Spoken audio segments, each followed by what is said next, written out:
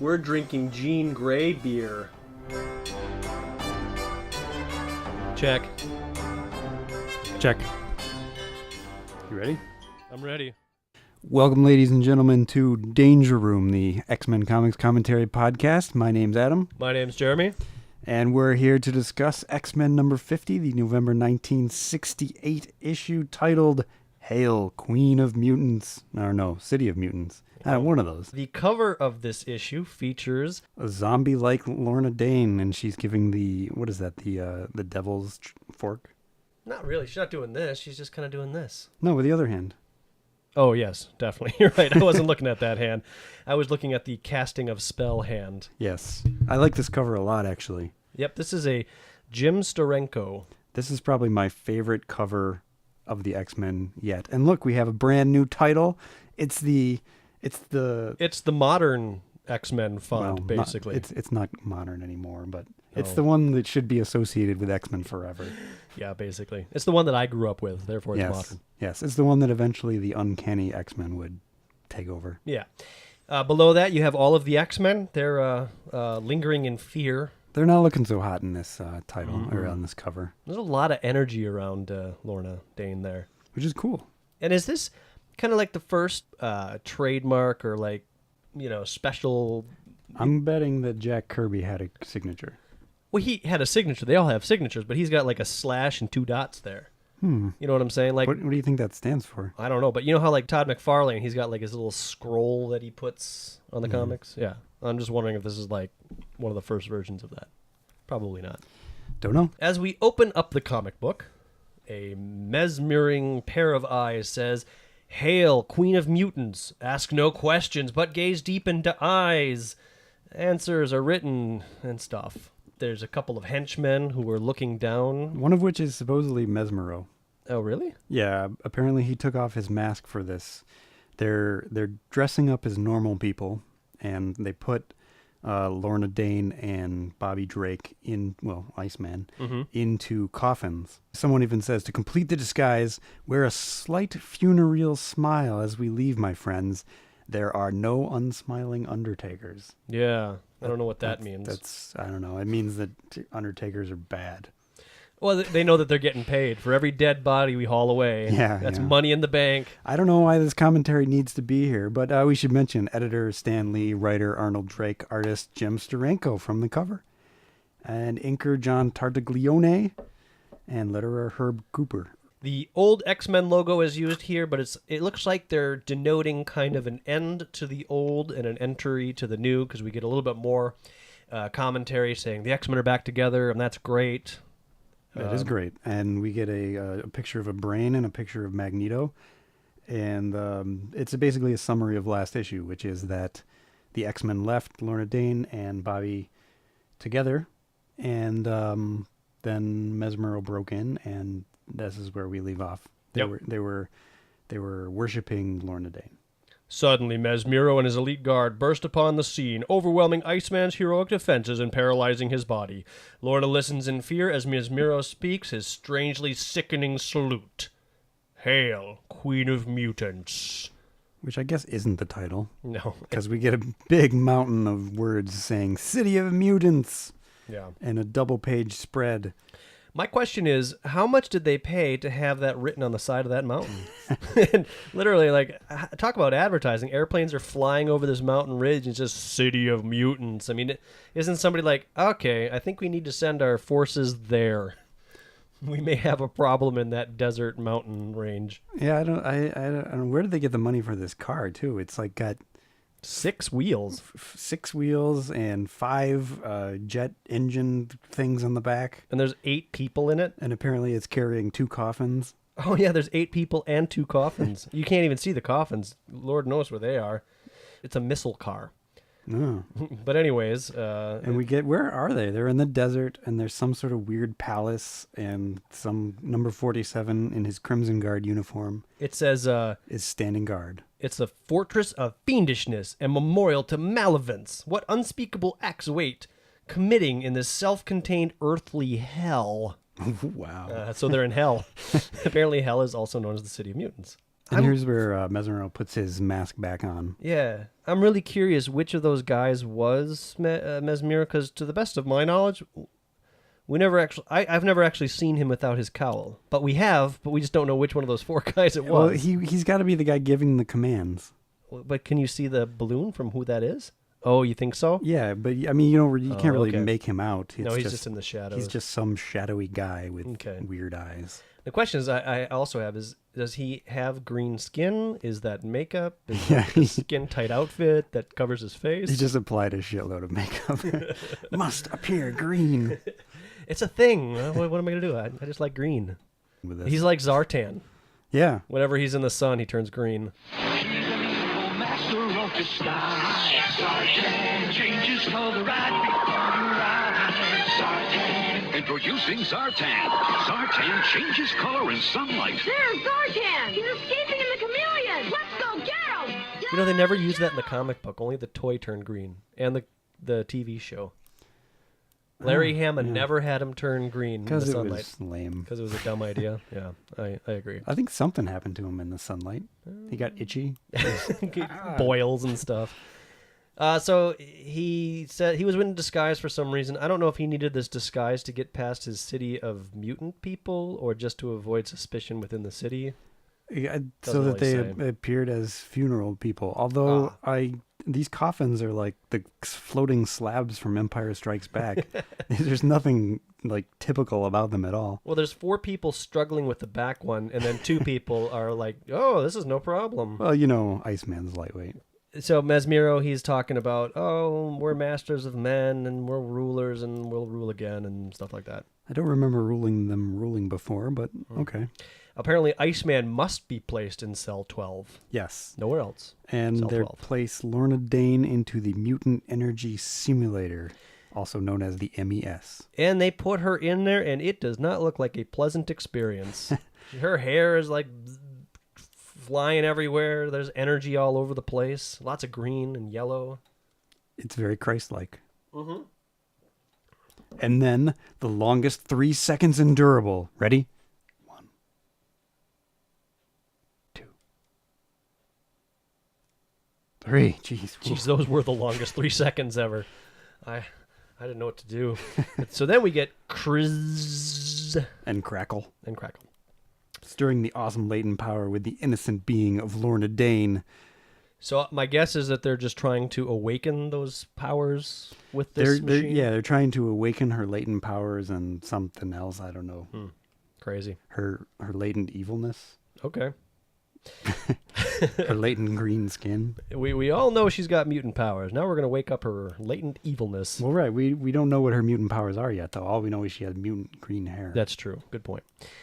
So then we flip over to the X-Men who are approaching Mesmero's city hideout. And then I got a little confused because earlier when we were entering the city of mutants, there was a giant mountain and we're in the desert. Now they're just outside of a church or something. Well, this is where we left off last issue. They had discovered this church where, like, I think Hank's Cerebro led them to. Oh, okay. And I too have no idea how this connects to the desert.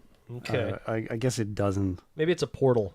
Yeah. A Magneto portal. Some sort of Warlock portal. Oh, he's in on this too, huh? Yeah. You always got to have Warlock if you want to have quality. Warlock's, you don't see him very often, but he's always there behind the scenes. He's kind of like the puppet master. He runs everything. He's still there. I mean, he's running the show today. We get 4 everybody thinks to themselves, which makes sense, except Scott thinks to himself, carefully. A wily mind hides within those murky halls. That doesn't seem appropriate that he's thinking that to himself. But carefully? Why would he say carefully? I don't know. Why would he think it to himself?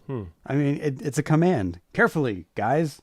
You other X-Men? Well, it's like continuing a thought. Like if Angel were to be like, we should go in there, then Cyclops could be like, carefully. Again, a wily mind aloud. Yeah. Well, no. I mean, I suppose it would work if like they were all connected. Maybe that's it. Maybe they're all connected by Jean Grey. Oh, that could be. Yeah. Okay. That's got to be it. Yeah. I don't see those little dashes though that indicates. That's true. Okay. But, anyways, after that, they bust their way in. Yeah. Why don't they just attack the house? Well, it's typical X-Men. Attack the front door now! On my mark. Show no mercy to that front door. We did it, Scott. We finally won a battle. And then Scott says there are beings in there that feast on the human soul itself. How does he know that? That's a good question. So they go in there and nobody feasts upon their souls. It's just some guys in some suits. And they may actually be robots. I can't really tell. Yeah, they're wearing like robot costumes or something. Yeah. Angels flying around. He picks up Beast and like he does like a billiard shot, I guess. 8-ball to the side pocket, throws him at some guy. That's the name of their move. Yeah, it's... Come on, Beast. Billiard shot. 8-ball in the side pocket. And Beast instantly knows what he's talking about. He does a little backwards flip and a kick, and look. This guy looks like he's squat. The villain here. I don't know. It's very suggestive what's going on there. He looks like he turned into an insect. Yeah, it's terrible. It looks like he's getting ready for something not pleasant. We'll just leave it at that. It's a family show after all. Anyhow, Cyclops gets tackled by one while he's punching another. And even the villains are giving some whippy repartee. Cyclops says, "It's almost a pleasure dusting this demon skull with a pack of knuckles." And then the villain says, "Then see if my caress brings pleasure as well." And then they make out. Good Lord, what happened to this comic book? Just turned into like a weird romance magazine. Everybody falls to the floor just kissing and hugging, and then the next page they're at the soda shop with Archie and Jughead getting a float with good old Kevin Keller. with Mr. Weatherby is there. It's awesome. Kevin Keller's the gay one. I don't know who Kevin Keller is. He like the gay? He's the gay guy from Archie. In the Archie universe. Yes. They must have just introduced him. They needed a gay. They were like, we need a gay guy. Hey everybody, I'm new in town. And hey, you're dreamy. Exactly. I'm not into you. Darn. I'm sure Betty and Veronica were both into Kevin Keller. Wow. Those things just write themselves. You know, I can just imagine like the first cell phone story. We don't have to talk about it now, but I mean, you just take like the simplest little ideas and you can run it across Archie and Jughead, Betty and Veronica. I mean, how many titles do they have? Anyways. Enough. No Reggie series, though. No, nobody likes Reggie. Nobody likes Moose. Oh, I liked Moose. Moose is cool. But wasn't he like really mean to his girlfriend, Midge? Yeah, maybe. He was like super possessive, and Midge would talk to Archie, and then Moose would beat up Archie. Yep. That ain't cool. Okay, anyways. Jean Grey gets a telepathic distress call from Bobby that Mesmero is holding him and Lorna captive, and the location's not clear. Only one way to find them. Let ourselves be captured too. Must get mental message to the boys. To which I say, why don't we make her the leader? Yeah, she might as well be. You got Pack and Knuckles guy here making out with the robot, and at least one person's trying to formulate an idea as how to save their buddy. So apparently she's not very good or practiced at her mental telepathy because the boys are just getting vague senses of what she wants. Well, Cyclops says Jean wants us to throw the fight, something to do with saving Bobby. Right. So the message isn't quite clear. It's message received, but I don't know why. It gets the point across, and and so Beast is agreeing or something. Oh, it's easy enough to lose, but we don't want to look like chumps because that would become suspect. Which is I don't know. The X-Men, all they have to do is lose, and it wouldn't be a surprise. It wouldn't be I mean, they lost to the circus. Okay, come on. Angel gets tied up by some electrical bolos, and he's like, "Whoa, with gimmicks like this, we'll be losing in a cinch." And then to make things short, they throw a giant plastic bag over all of them and suffocate them all. Yeah, gas. Knockout vapor. And then one of the robot guys, he's like, 7 seconds to be precise. It's called K-19, predicted by Magneto himself. Perfected. It'd be nice if I could read. Like, predicted makes no sense. No, so, it doesn't. Magneto's a chemist. Yes. Gotcha. Well, he's whatever they need him to be. Oh, sure. Isn't K-19 the Widowmaker? I don't know. Wasn't that a movie? K-19, the Widowmaker. No, it was like about a gun. 3 more seconds, it will enter your bloodstream, and then... And then they pass out, and... So they're in the plastic bag, there's yellow fumes, and they're all falling to their feet. And one of the... I don't know who this is. Is this one of the robot guys? Yeah, it's just some robot guy with a mask on, and... So a thug guy, basically. Yeah. Let's take him back to Mutant City. So Mutant City is just outside of San Francisco, I guess. Yeah. Yeah, sure. And nobody noticed. No major airports flew over and like, wow. What does that say? That mountain says Mutant City. There's some really weird architecture down there. So Mesmero's got Iceman strapped to a bubble. Yeah, it looks like he's half in a bubble and half on the floor. And I guess that might be Lorna Dane in the background. Yeah, she's in some sort of weird... I don't know. I don't know what to call that. Yeah, this is like a really weird panel. Nothing quite looks like there's steps going down below Iceman. Yeah. I'm not sure if Mesmero's floating. And the background's all red, so you really have no sense of perspective as to where they are or where the roof is, but... Mesmero says that if you were able to get loose, you're going to die anyway because the device that holds you is programmed to destruct the moment you threaten to free yourself. So he can't even threaten to free himself. Oh, I'm going to... Oh... And he mentions that when everything is done, the mere mortal known as Lorna Dane will be transmuted into a living goddess. Goddess. So that's their plan. Yeah. Devious. This is kind of a neat panel. So you got Lorna Dane in the middle, electricity zapping out of her. Iceman is upside down on the one side, and Mesmero is right side up on the other side. Now, I'm not saying it's drawn well. I just like the concept of it. Yeah, it's cool. It's a horrible drawing, if you ask me. Iceman is thinking to himself, when she becomes a living goddess, is she going to be good or bad? Now, is this the first time we're seeing a word balloon written crooked at a 45-degree angle? I don't know. Maybe. I think it is, because when I got to this page, I was like, how do I... All right. It was very difficult to read. I don't recall any comic books with 45-degree word balloons. Yeah. So basically, they're hoping to bring a being powerful beyond all others. Yeah, and become their leader. The henchmen show up.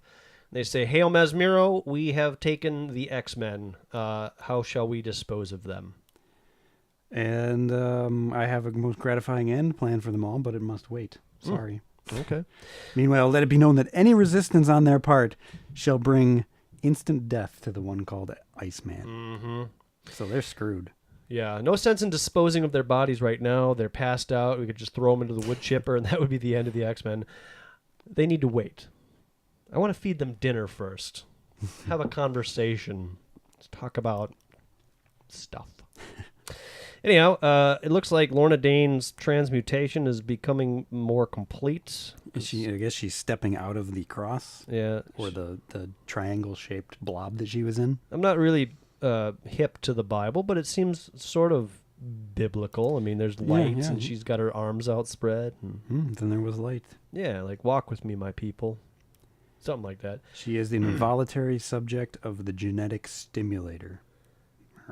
I would like to get myself a genetic stimulator, if you know what I mean. I think there's a place on the internet you can order those. Behold, she stands before us, the omnipotent empress of all evil mutants. And I gotta say, Mesmero could have picked a much better headpiece for her, because this thing is atrocious. The whole costume is pretty bad. Oh, and by the way, she's the daughter of Magneto and queen of all mutants. Wow, that's pretty exciting. Yeah. Did you hear me? Daughter of Magneto. Serious business. And yeah, she's given devil horns again. She's like, look at my headband. And she's doing it with both hands this time. So she's really rocking out. It's a little Marilyn Manson going on in the background. She's and somebody's like, beautiful people. That's the best I could come up with. Anyways. Somebody tells the X-Men, bow your heads, useless ones, before the greatness that is hers. And Cyclops starts thinking to himself, fantastic. This was the secret weapon they spoke of, M2. I don't remember them speaking of They spoke of M2 last issue. Not to Cyclops, though. That's true. That was to Iceman. They spoke of M2 to Iceman, you're right. And apparently Cyclops is like, Magneto II. We only thought possible a son. Again, when did this happen? This didn't happen. Never were they sitting around the table talking about Magneto's offspring. Oh, it must be a son. Yeah, M2, the second Magneto. A son, if you will. Nope, that never happened. Nope. M2 is casually mentioned as they were taking Iceman down, I think. Yeah, and Iceman was like, what's M2? And then he collapsed. Yeah. And then was put in a coffin. So we've stepped into a nasty trap. And Lorna Dane, I understand. Strange stirrings. It must have been my father's blood. Yeah. So she's always felt a little evil. She just never acted upon it. I always just felt like I could crush the mutants. Die, humans. And then the X-Men, they get together and they're gonna make their move, but then they say, "No, we can't make our move because Iceman is their hypnotic prisoner." Remember? Cute guys, duh. And then in another sign of leadership, Marvel Girl says, well, "Why don't I just break Mesmero's hold on him like this?" Boom. And it takes a couple moments, but she does certainly release Iceman from the hypnotic hold, and then Iceman grows a giant spoon out of his ass and smashes something. He does, doesn't he? Poops out a spoon, smashes the machine that was holding him, and off he goes. So I guess he was laying on that spoon, and he's sitting up. Yeah. He super froze his neck binds, which allowed him to sit up. Go Iceman. Temperatures extremes shattered the prison globe. Oh, he was in a prison globe. So what you're seeing explode there is that globe that we saw earlier. Yeah, okay. Why would you put him halfway in a globe and halfway out? Put him all the way in a globe. Like, if you have a globe to put somebody in, don't put half of a person in He was there. too big. They had, the globe's too small. Put the upper half in. This globe was built for a child. I sense that Iceman has broken free, says Mesmero. Time to end this tasteless comedy. Yeah. You who brought death to the genius that was Magneto shall appropriately meet your end at the hands of his own child. So his own child is going to throw the X-Men onto a pile of rocks in the ocean. Or something like that. Daughter of the Emperor of Evil, offspring of our beloved leader, now turn your insuperable power to the destruction of those who took your father from us. Insuperable. Yeah. And she throws up her hands, and Iceman says, "No, don't do it. You're good." Can't you see they've twisted you, turned you? Stop! And then all hell breaks loose, and zappity zips are flying all over the place, and Lorna Dane turns the tides and uses her powers, whatever they may be. I can't exactly tell from this panel. It's apparently the power to make people fly away from you. Maybe it's the magnetic shield that Magneto used in the first one. Remember in issue 1 when he was tossing people aside? Yeah. So yeah, that's what it is. Sure. Well, she is the daughter of magnetism, so maybe she has magnetic powers. So she's using it against the bad guys. Not the X-Men, everybody, like we had suspected. It is not against the X-Men that she has unloosed the Fantastic Force, but against the very worshippers of Magneto. And then we get a stark white panel with only a foreground drawn in. In which it looks like Lorna Dane passed out. Yeah, she passed out. Angel catches her, but there's no background. This really bugs me.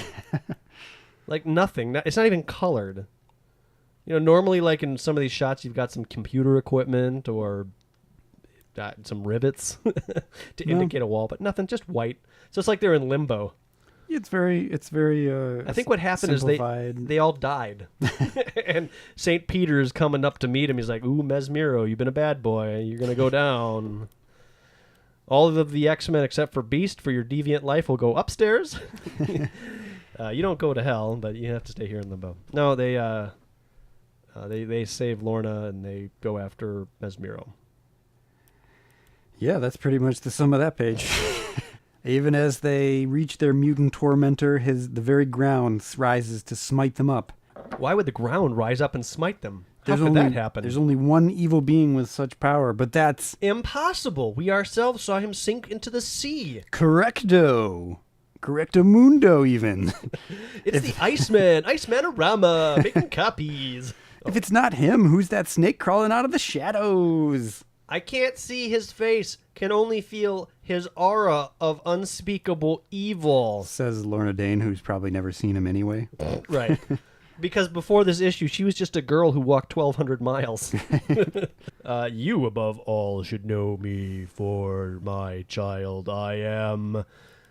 Your loving daddy dearest. A very decrepit-looking Magneto. He does not look very awesome here. Yeah, he's crouching on one knee, he's leaning over. Hey, how's it going? Huge mouth, muscly still, but he looks old. He says that he's her loving father, like it's a surprise at this point, even though it's already been revealed.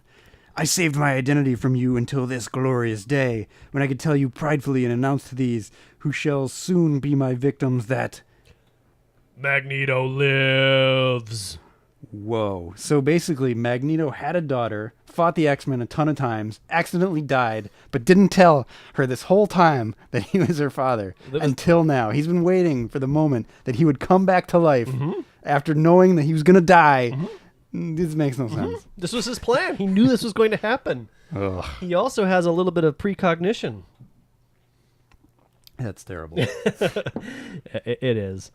Maybe, well, we don't know how he came back to life. I mean, clearly he didn't die. And what of Toad? Toad, they're not buddies anymore. Toad left. I know, but will Magneto seek retribution for the one who, I mean, really it was Toad that killed him, not the X-Men. We'll have to pick up Toad issue 1 to find out. Next, like father, like daughter.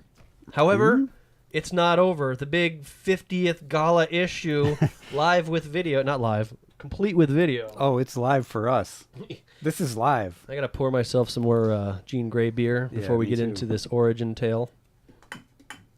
It's not half bad, is it? No, it's pretty good, actually. Surprisingly, I expected it to be pretty crappy. This comes from Milwaukee Brewing Company. You know what happens when you normally buy something that has something stupid like a Jean Grey on the front? But this isn't Jean Grey. terrible. It just happens to be. I mean, if this was literally X-Men beer, then we would be Yeah, then it drinking would be something terrible. horrible. But this is just Flaming Damsel, and she's got flames on her boobs. It's awesome. And I mean, there's a striking resemblance to the Phoenix uniform, isn't there? Mm-hmm. Yeah. So maybe the brewers there were very into the X-Men. All right. Now, I had thought that we were done with Beast Origins. I was hoping that we were done with the secondary story as well. Anyway, here we are. We got more Beast story. This Boy with This Bombshell is what it's called. Stanley editor, Arnold Drake writer, Werner Roth artist, John Verpooten inker, Herb Cooper letterer. There. Brief credits for a briefer story. Okay? Okay, everybody. We get a very quick recap of how Norton McCoy had saved everybody from the nuclear plant, but had genetically altered his seed. We get Beast on the searching for his ball, raising up his crib. He's very strong, in other words. And then he's on the wall grabbing a balloon, and his parents are freaked out. Yeah, he's hanging from a sconce, if you will. And Norton, are you just going to stand there? Get him down. Down? I'm still trying to figure out how he got up there. Because that's how Norton talks after his nuclear accident. Yeah. He used to talk like this. But now he talks like this. Hank, get down from there. We get another 2 panels of him dealing with his uncle, and he grabs his uncle, shaking his hand, and crushes it. His uncle then dies. I thought that this was a Joy Buzzer scene. I thought so, too. I'm like, what? Hank's a practical joker. Not only is he strong, but he likes to zap his uncle. So is this Uncle Herb or Uncle... Remember there was an uncle last issue who got punched? It's the same uncle. Okay. Oh, so he got punched in the face for Coochie Coo, and now he got a broken hand. Yep. Okay. This uncle hates Hank. Fast forward from boyhood to adolescence, where he's a freshman in high school or college? Varsity team? Freshman? Well, no, varsity. If it was a varsity team and he was a freshman, it would have to be college. But there's varsity in high school, too. So then it's either high school or college. We're back to where we started. That's where I started. Anyhow. I'm going to say high school. Sure, let's say high school. The coach is berating the team. Because they suck. Yeah, they've lost 5 games in a row. Some varsity team, I could put any pint-sized freshman and turn him into a star on this crummy squad. And then he points to Beast. You, freshman! But hasn't he been coaching these guys? What makes him think he could do better with the puny freshman? Because these guys just don't listen. No, you just don't get it. So he says, kick the football. And Beast does not want to, but eventually he does. With a mighty bawoom. And I didn't realize this the first time around, but he shatters the football with his kick. Oh, yeah. I didn't realize that either. You wouldn't really want on your football team. Because you go to punt the ball and you shatter, and it's like, okay, punter's made a yard on the pass. Or the kick or whatever. New ball at the 41. Then he asked them to toss him. They got a replacement ball immediately. And Hank is worried that the coach is a little bit too close because he has trouble controlling his short passes. And the coach is like, short? And then he throws it and hits the coach. And if I live through this, I've got the star of the year. Boosh. cut to the future, and then we already saw this part, didn't we? Isn't this part of the old tale that we saw from before? I don't know. I think so. The theory is, folks, the boy with the golden arm and foot, Hank McCoy, he's led them to 6 straight victories. And then there's some gangsters outside of the stadium. And This must be college football at this point, because high school football does not rake in $25,000 at the box office. Okay, you're right. It's But the first part could have been high school, so maybe he's progressed so well that now he's in college. I don't know. I don't care. Yeah. Let's just move on quickly. So the criminals hold up the lady with some mist. Some gas. Yeah. It's gas, she And says. She passes out, and they get the money. They got masks on and stuff, so they're clearly criminals. And they take the money, and the cops show up immediately. Yeah. So they decide to run through the stadium. Quick! And the police won't fire because they're in the crowd. No, Morty, you'll hit somebody in the crowd. Stop, thief, So stop. they're running after him, and then Beast sees what's going on and kicks the football into somebody's head, which looks like it really hurts. Boom. And then, to make matters worse, he grabs his helmet and somebody else's helmet and hits the other 2 crooks. One in the back of the head, one in the small of the back. Yeah. Ow! Those guys have a lawsuit on their hands. One of them's got brain damage, and the other one's just got spinal damage. We were just minding our own business, walking through the stadium, and this guy attacked us with football helmets. Well, it turns out that the main bad guy, I'm assuming he's the main bad guy, has a grenade. He's got a mask on, so... Yeah, and he threatens to use this grenade, and the police know that he's desperate enough to do it. Whoa, I know him. That's Grenadesy McCoy. He's used grenades every other time he's robbed the banks. He'll blow you up in a heartbeat. You just look at him cross. He'll blow you up. And Beast climbs up on the uprights, jumps off, and hits this guy in the back. Yeah, and the cameraman with his giant video camera And backpack. captures it. That's how video cameras used to be. Really, with the big Yeah. backpack? Mhm. Get out of here! I didn't know that. That's the origin of video cameras right there. They had the big backpacks. There you go. Factually accurate X-Men story. Exactly. You can start by disposing of that grenade, sir, he says to the police nervously. And then we cut to everything's happy and everybody's happy, and then we cut to what looks like Toad. And Oh, it does look like Toad. it's not Toad, I but it know. looks like Toad, and some Very guy henchman-y like in armor. It's whoever that guy is. I can't remember the Beast guy, but he's got like a, Medieval armor. I want to call it a pompadour, but I think that's a type of hairstyle. It's a really stupid looking hat. And did you see that? Oh, it's amazing. It's fate. We finally have the tool we need for my onslaught. Never did I hope I would find this young gem. So apparently this guy monitors college football games around the globe. Well, even villains have to take a break from time to time. Oh, I really like this sports team. And who's that man? I can use it for my dastardly deeds. So then it says, how does the kid with the overgrown extremities figure into the plan for world conquest? It's all in the next ish, so be there. Oh, yeah, I noticed the Beast took off his shoes, Oh, yeah. so everybody knows he's a mutant. Yeah, they would have to, because they're like, look at those feet. And they would probably kick him out of the game. So when I first read this, I thought that this just naturally dovetailed into the issue that we read, like issue 15 or 16 or whatever that original origin issue is. But no, this is promising that there'll be more Beast origin. Yeah, they didn't bother telling us about that the first time No. with Conquistador Man and Conquistador. El Conquistador, I believe his name was. So just real quickly in the mutant mailbag, I noticed that the very first, I didn't read them all, but the very first letter was like, I'm sorry, the second letter was like, the best idea you guys ever came up with was having the X-Men split up.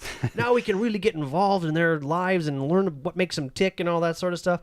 And then the third letter is like, Dear X-Men, put the X-Men back together. Don't leave them running around. I want them to fight the Juggernaut and Sentinels, not stupid little villains. So apparently there was a mixed controversy back then, but it's all good because the X-Men are back together. hooray! Next issue, Iceman goes solo. So here's my question. We have next the Iceman goes solo. We have more Beast tales from the mini story. And then at the end of the Lorna Dane story, it says next, like father, like daughter. Like, what story is coming next? Like father, like daughter, Iceman goes solo, Beast backup.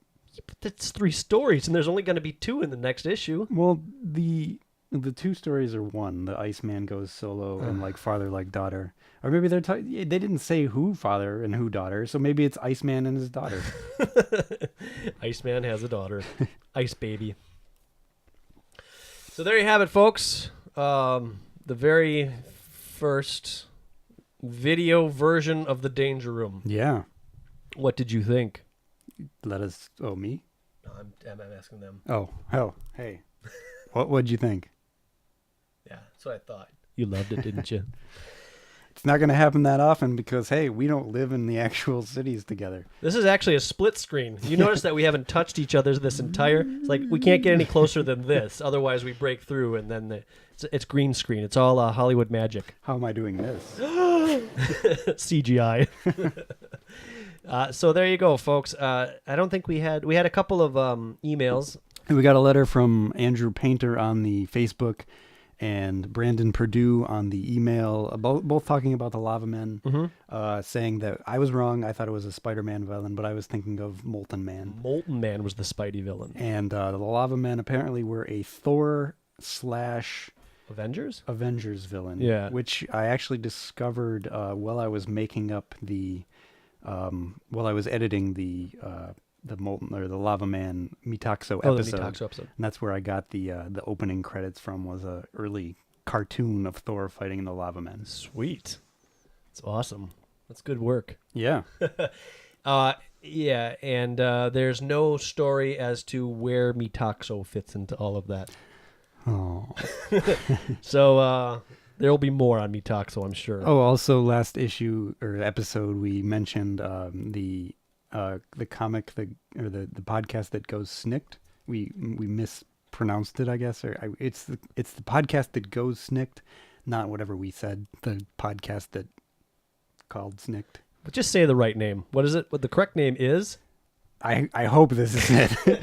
The podcast that goes snicked. And if it's not right, we're not going to correct it next time. How about just Snicked Cast? Can we do that? That's probably wrong too. Nick it. Oh, Snick It. That'd be a good one. All right, everybody. Thanks for joining us. And from Jeremy and Adam to your homes, the Danger Room is closed. For those of you watching on YouTube right now, the close that you're seeing, it's the second take. Yes. Somehow that works out. Anyway,